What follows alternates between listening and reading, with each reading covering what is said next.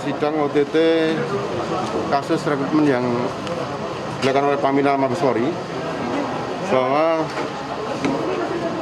3 orang, ya, 2 orang yang perempat kompol, kemudian 1 orang yang perempat AKP. Selain yang bersangkutan terbukti, ya, melakukan perbuatan tercela, yang bersangkutan meminta maaf pada institusi secara hukuman secara etika, ditambah lagi dengan hukuman administrasi berupa mutasi yang bersifat demosi selama 2 tahun. Kemudian terhadap 2 anggota lainnya, yaitu Bribka Z dan Bribka D, yang bersangkutan selain juga meminta maaf pada institusi Polri, hukuman administrasi tambahan yang lain adalah patsus selama 21 hari dan 30 hari.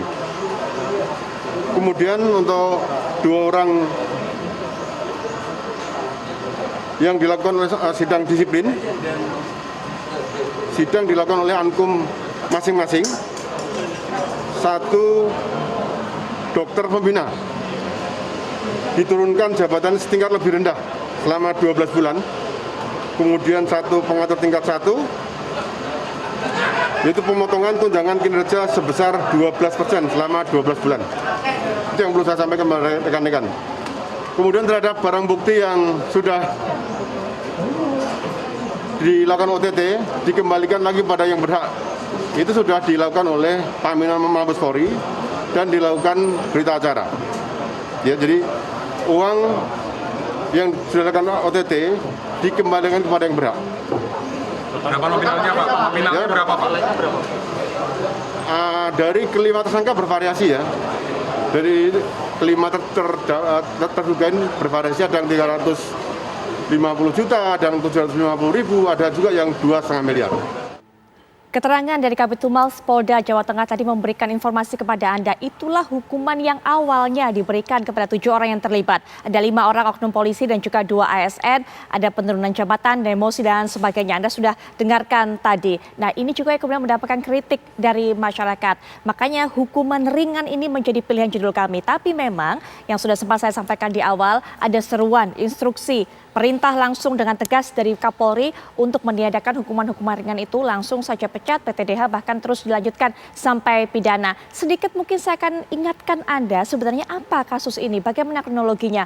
OTT dilakukan pada bulan Juni sampai Juli pada tahun lalu 2022, artinya jaraknya juga cukup panjang sampai saat ini setengah tahun lebih, dan pada saat itu kemudian ditangkaplah oknum polisi yang menjadi calo, ini membantu masyarakat dengan cara jalur belakang begitu, menerima uang dari masyarakat, dari orang-orang yang akan memasukkan anaknya ke sekolah inspektur polisi SIP jalur Bintara kepolisian. Yang diterima uangnya beragam, sekitar 350 juta rupiah, 750 juta rupiah, sampai 2,5 miliar. Dan ini sudah dikembalikan kabarnya kepada orang yang menyuapnya. Tapi Pak Beni, jadi sorotan kita adalah kalau andai kata masyarakat tidak bereaksi, kalau Kapolri tidak memberikan instruksi, ini hukumannya ringan loh yang diberikan. Artinya sebenarnya tidak ada keseriusan untuk memotong ini semua, untuk menghukum pelaku-pelaku seperti ini. Akhirnya berulang terus kasus ini. Ya, yang pertama kami mendukung sepenuhnya keputusan Kapolri, arahan Kapolri untuk mem-PTDH dan mempidanakan para oknum yang terlibat tersebut. Ini sejalan dengan pernyataan kami dari Kompolnas ketika media bertanya kepada kami. Yang layak adalah PTDH dan pidana. Kenapa? Karena ini proses rekrutmen seperti ini, khususnya untuk sekolah Bintara ke SIP, ini akan menentukan nanti ke depannya. Ketika si Bintara ini harus membayar, mengeluarkan uang, tentunya dia nantinya akan juga mencari uang dalam jabatannya untuk kepentingan-kepentingan mau sekolah, kayak mau pindah tempat dan sebagainya. Saya ingin sampaikan bahwa Polri sudah berusaha berbenah dalam hal rekrutmen dari sipil menjadi Akpol maupun Bintara. Transparansi bahwa hasil tes itu langsung keluar, semua orang bisa lihat. Seperti Akpol itu kami selalu diundang pada seleksi akhir dan para orang tua menyaksikan langsung lewat online bagaimana nilai itu dihitung, nilai dijumlah, kemudian bagaimana ranking, bagaimana kuotanya, akhirnya secara terbuka nomor sekian sampai sekian tidak lolos. Nah, itulah bentuk transparansi dibangun. Tetapi ternyata masih ada oknum-oknum yang bermain. Kalau tadi dikatakan menembak di atas kuda, berspekulasi.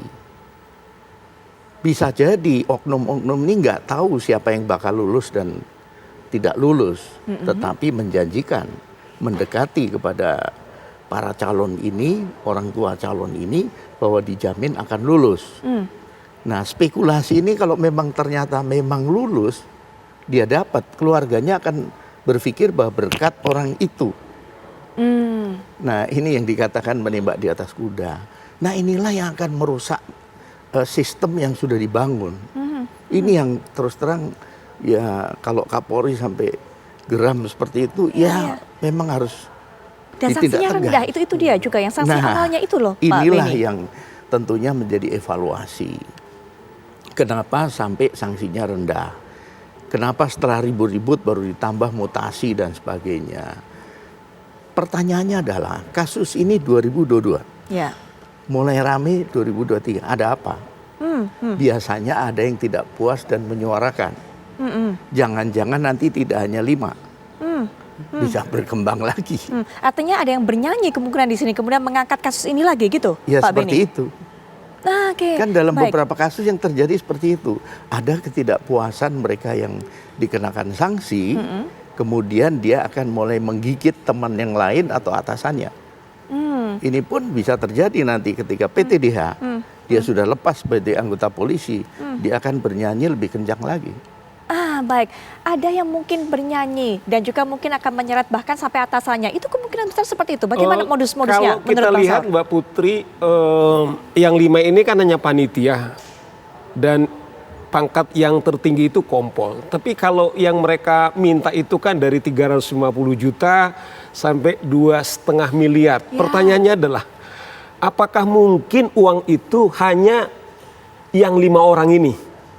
Kayaknya menurut saya kalau sampai ada angka yang dirilis 2 miliar dalam konteks kepanitiaan begini biasanya itu bukan di pemain lapangan.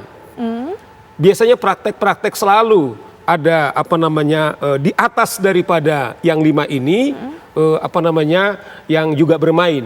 Dan yang kedua, saya pikir ini harus diusut tuntas Mbak Putri. Kita apresiasi Kapolri, kemudian juga Kompolnas yang terang benderang kemudian meminta ini PTDH dan dipidana. Karena apa? Menurut saya salah satu kejahatan di kepolisian awalnya itu adalah rekrutmen yang model bayar begini gitu loh.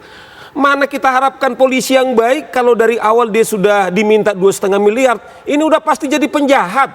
Nah, oleh karena itu Pak Sigit kita apresiasi, Kompolnas kita apresiasi, ini kita kawal, harus diusut setuntas-tuntasnya. Karena begini Mbak Putri, fakta di lapangan yang kami terima, si pelamar ini atau si calon katakanlah polisi ini didatangi oleh polisi-polisi aktif. Ditawarkan. Jadi misalnya ada yang dari daerah Jakarta, di Polsek mana misalnya atau di daerah mana, ada yang mendatengin. Jadi oleh karena itu kita harus waspadai ini seperti Pak Beni bilang, barangkali tidak hanya di 5 orang ini. Karena dari sinilah awal kalau kita bicara bersih-bersih di polisi adalah rekrutmen ini betul. Pekerjaan sebagai polisi yang mulia itu jangan dikotori oleh polisi-polisi yang saya bilang. Ini adalah polisi yang anti pengkhianat polisi. Ini adalah bukan saja pengkhianat hukum dan dia adalah pengkhianat negara. Tetapi Mbak Putri kita harus fair. Harus fair karena ini suap. Kita jangan hanya gebukin polisi. Tetapi kita juga harus usut tuntas. Siapa yang menyuap polisi itu juga harus juga dihukum. Karena tidak mungkin kita bertepuk sebelah tangan. Pasti kawan-kawan ini misalnya kemudian menerima suap itu pasti ada menyuap. Sehingga ini pelajaran kepada kita mempercayai program polisi yang agung itu. Jangan juga publik ikut mengkotori, kita ikut mengawal. Tetapi sekaligus kita minta kalau masih ada bermain hukum seberat-beratnya dan pecat dia dari kepolisian. Baik, Mas Bambang, dari temuan lapangan Bang Saur sudah katakan bahkan polisi atau oknum polisi ini sampai jemput bola, menawari calon kliennya begitu bisa menyediakan fasilitas dengan untuk bisa memasukkan anak mereka dengan membayar uang yang nilainya sangat fantastis. Adakah mungkin temuan-temuan lainnya, laporan-laporan di lapangan yang didapatkan oleh Mas Bambang, tadi juga disinggung oleh Pak Beni, Bang Saur, ada kemungkinan juga ini yang terima suapnya ini sampai atas tentunya? Ya, indikasinya memang seperti itu, Mbak Putri ya. Karena tidak mungkin calo-calo ini bergerak sendiri gitu dan mengambil keputusan tentunya di level-level atas gitu. Ini juga terkait dengan tahapan-tahapan dalam seleksi juga. Saya melihatnya seperti itu. Di tahun kemarin misalnya ada di Polda Metro seorang calon anggota polisi yang sudah diterima misalnya kemudian dianulir misalnya seperti itu karena diketahui bahwa mempunyai bawaan buta warna. Seperti itu kan ini sebenarnya kan tes buta warna atau tes-tes yang vital itu seharusnya di depan itu. Ini kan kalau kemudian di akhir ini kan menjadi merugikan calon peserta dan di tes-tes seperti itulah peluang untuk bermain-main itu muncul. Tes buta warna, kemudian antropometri terkait dengan simetris atau asimetris postur tubuh. Ini kan tidak bisa diukur oleh calon peserta. Kalau tes keselamatan jasmani seperti lari, renang itu semuanya sudah tahu. Kemudian tes akademik, tes potensi akademik, tes wawasan kebangsaan, semuanya bisa diukur. Dan ini sudah polisi sudah cukup bagus dengan terbuka memaparkannya hasilnya di seluruh peserta, dipampang di layar lebar gitu sangat bagus. Tapi di level di tahapan berikutnya terkait dengan tes yang sebenarnya sangat vital itu malah menjadi tempat permainan karena tidak bisa terukur dan sangat subjektif sekali. Makanya hal-hal seperti itu yang juga harus dievaluasi oleh kepolisian terkait dengan tahapan-tahapan seleksi seperti itu. Baik, ada tahapan seleksi yang harus dievaluasi oleh kepolisian. Nanti mungkin Pak Beni bisa berikan pandangannya, pendapatnya, masukan juga tentunya dari Mas Bambang. Tapi Mas Bambang dan juga Bang Saur nanti mungkin setelah jeda bisa berikan pandangan. Ini kalau kemudian yang terima suap kemungkinan diduga, ini kan semua masih penyidikan untuk kedepannya. Sampai level atas siapa yang harus bertanggung jawab? Apakah kemungkinan Kapolda tahu dan sebagainya? Tapi mungkin nanti Bang Saur, Mas Bambang kita akan berikan pandangannya juga setelah jeda berikut ini kami segera kembali.